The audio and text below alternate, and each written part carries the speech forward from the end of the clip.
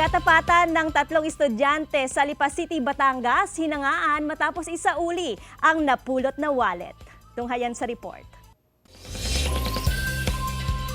Umani ng mga positibong reaksyon ang post na ito ng pasasalamat sa social media ng 26 anyos na si Lester Ducay, isang production operator sa isang kumpanya sa Lipa City. Isinauli kasi ng 3 estudyanteng ito ang nahulog niyang wallet sa tapat ng isang kantin sa kaparehong bayan. Kwento ni Lester, bibili lang sana siya ng ulam sa isang karinderya nang mapansin niyang wala na sa kanyang bulsa ang wallet. Kung bayad siguro talaga yun ng utang, nakadala-dala. Hindi ko lang po naibayad kahapon sa pagbabayaran pag wala po akong barya.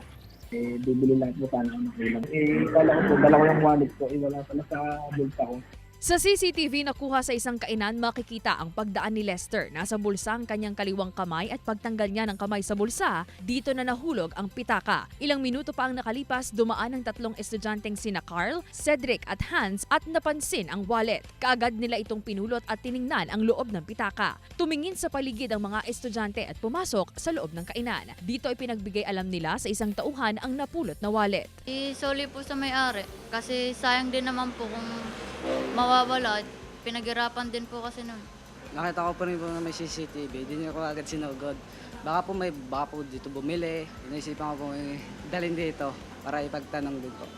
So tuwang-tuwa po kami yung mga bata talaga bukal po sa puso nila na ibalik at hintayin yung may-ari nung napulot po nila na wallet. Sinubukan pa raw tawagan ng manager ng eatery ang numerong nakita sa wallet ng may-ari, ngunit hindi ito sumasagot. Makalipas ang ilang oras, bumalik si Lester sa tindahan at dito na ibinalik ang kanyang wallet. Malaking din po sa salamat. Gawa ng yung mga ID ko nadodong din sa wallet. Kung ito nakapulot na, hindi nadamit ko kasi kasuhin.